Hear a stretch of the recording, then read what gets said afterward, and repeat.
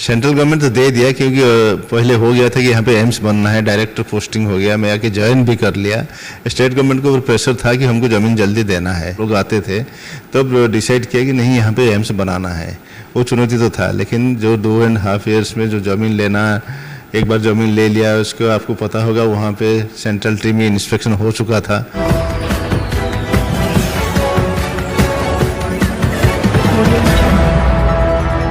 नमस्कार, बिहार मिथिला न्यूज में आपका स्वागत है। मैं हूं मनोज।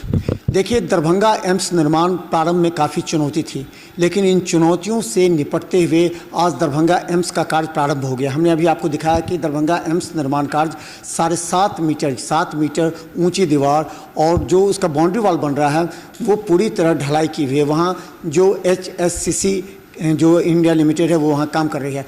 हमारे साथ वो हैं जो हम बता दें 4-5 साल पहले दरभंगा DMCH के प्रिंसिपल कार्यालय में झंडोत्तोलन कर पहली बार अपनी एम्स के प्रति सहभागिता दिखाने वाले एम्स के निर्देशक हमारे साथ हैं, जिन्होंने लगातार इस लंबी लड़ाई में काम किया है। आपको तो सबसे पहले बहुत बहुत धन्यवाद कि आपने एम्स की लड़ाई में प्रारंभ से काम किया। जब आपको डायरेक्टर बनाया गया था उस समय की स्थिति क्या थी? पहले जिस समय आपको डायरेक्टर बनाया गया था, कुछ ज़मीन नहीं, कुछ जगह नहीं, आप डायरेक्टर थे। ऐसे नहीं, ज़मीन तो था, ज़मीन नहीं होगा तो मुझे कैसे पोस्टिंग हुआ?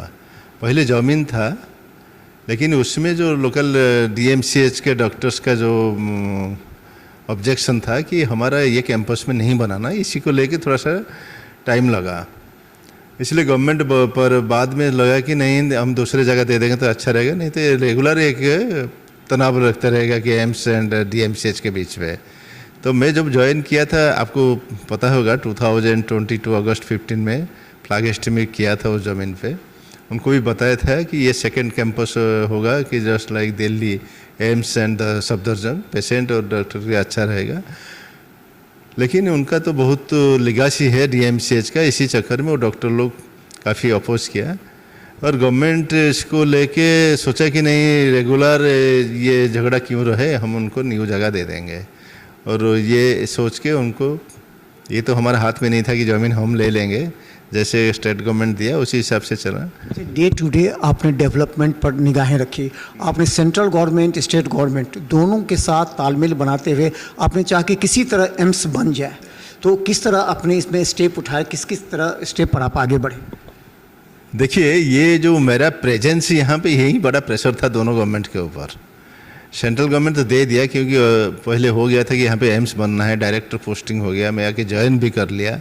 स्टेट गवर्नमेंट के ऊपर प्रेशर था कि हमको ज़मीन जल्दी देना है, एक ज़मीन हम मना कर रहे हैं तो दूसरी ज़मीन देना पड़ेगा।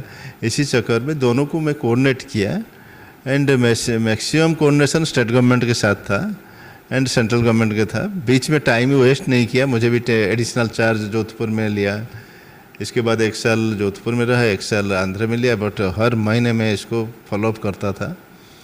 एंड फाइनली जो लैंड दिया है, जो नीचे है, बट फ्यूचर को देख के वो जगह बहुत अच्छा रहा एंड सेंट्रल गवर्नमेंट उसको भी मान लिया कि नहीं, उसी में ही करेंगे। फ्यूचर को देख के नॉर्थ बिहार के लिए हाईवे के पास है एंड सिटी से दूर है, जैसे कि भाग दौड़ नहीं होगा, कि कंजेशन नहीं रहेगा, जल्दी भी बन जाएगा। इसी चक्कर में वो जगह को सेंट्रल गवर्नमेंट भी सहमत दिखाए और 2 हिस्से में 150 एकड़, इसके बाद 37 एकड़ जमीन, हाँ, टोटल 187 एकड़ लैंड हैंड ओवर किया था, जिसके ऊपर माननीय प्रधानमंत्री जी आके भूमि पूजन के टाइम में उनको समर्पित किया था कि यही एम्स बनेगा। और मेरे लिए ये चैलेंज था, इसलिए कि खाली बैठ नहीं सकते, बट ये हर बड़े काम के लिए तो चुनौती रहता है। एक ये सवाल था कि 187 एकड़ ज़मीन की कागजात आपको मंगल पांडे, स्वास्थ्य मंत्री मंगल पांडे ने पटना में सोचा, आपके हाथ में सौंपा। उस समय आपके चेहरे पर खुशी थी और अपने समय हमें स्टेटमेंट भी दिया था कि ये हमारे लिए गौरव का विषय है कि अब ये जो काम सपना था वो अब पूरा होगा, अब हम इसको स्टेप में आगे बढ़ाएंगे। ये तो पक्का है, क्योंकि से पहले मैं जब आया था उस टाइम कि लगा कि नहीं, ये कहाँ आ गया, लेकिन पहले लगा कि नहीं, इस एरिया के लिए एक एम्स चाहिए। नॉर्थ बिहार में जैसे आप आबादी हो गई 80.5 करोड़, 8.5 करोड़ के लिए एक ही हॉस्पिटल है, लेकिन एक उन्नत चिकित्सा व्यवस्था नहीं है। इसीलिए मैं जो एम्स दिल्ली में काम करता था उस टाइम बिहार से, नॉर्थ बिहार से स्पेशली बहुत लोग आते थे, तब डिसाइड किया कि नहीं यहाँ पे एम्स बनाना है। वो चुनौती तो था, लेकिन जो 2.5 ईयर्स में जो ज़मीन लेना, एक बार ज़मीन ले लिया, उसको आपको पता होगा वहाँ पे सेंट्रल टीम में इंस्पेक्शन हो चुका था, लेकिन बाद में उनको लगा कि लगातार ये क्यों रहेगा, उनको दूसरे जगह दे दें। तो फाइनल जो 2 ज़मीन दिया है, ज़मीन सेंट्रल गवर्नमेंट हाथ में आ गया, मुझे लगा कि अभी एम्स बन जाएगा, तो सूरा नहीं होगा। दूसरी चुनौती थी कि इसके बाद इसका जो स्ट्रक्चर होगा वो कुछ अलग टाइप से होगा, अलग जो एम्स हैं उससे अलग होगा। फिर आपने उस पर काम किया IITN के साथ मिलकर, किस तरह आपने उस पर?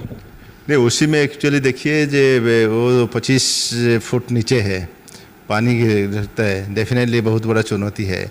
एंड रिवर बेड है, जैसे ना नदी के किनारा है, वहाँ पे ज़मीन के जो स्ट्रेंथ लेगा, क्योंकि एम्स को पता बहुत बड़ा इंस्टीट्यूट है, आजकल नहीं, रेगुलर उसका एक्सपांसन रहेगा एंड बहुत मल्टी स्टोरीड बिल्डिंग होता है।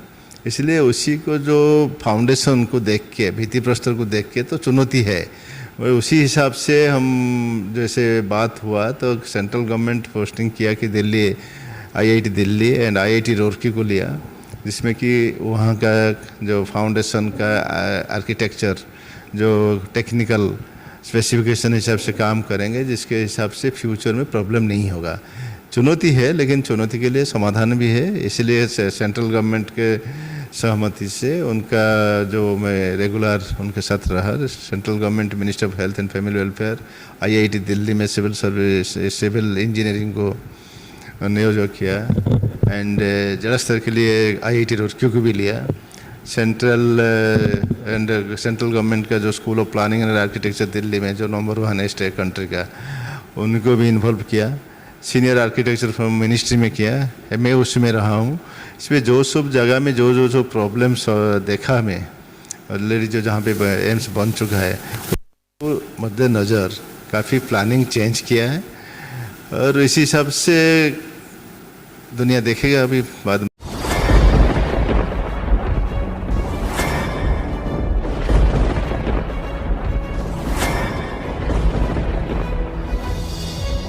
हम जीविका के CRP छी 10 साल 12 साल से, एको गो पाई न हमरा आर के दरमाहा घरे घरे। संदेश देता है कि क्या प्रशासनिक अधिकारी सही तरह से एक्टिव नहीं है या फिर नीतीश सरकार कंट्रोल नहीं कर पा रही है? ये सरकार में कमी है, जो सर सरकार जो कंट्रोल नहीं कर पाती है सर, बाकी जो भी है सब एक ही तरह। मनोज बाबू, आप फटे दूध से छाली निकालने वाले लोग हैं, ब्रेकिंग न्यूज के मास्टर हैं। गरीब का ये सब गरीब का है ही नहीं, शासन सत्ताकार आदमी है, ये सब बर्बाद कर दिया बिहार को। तो निश्चित तौर पर केंद्र में भी हमारी सरकार होती है, बिहार में भी हमारी सरकार होती है, तो पलटू राम में फिर पलट जाती है।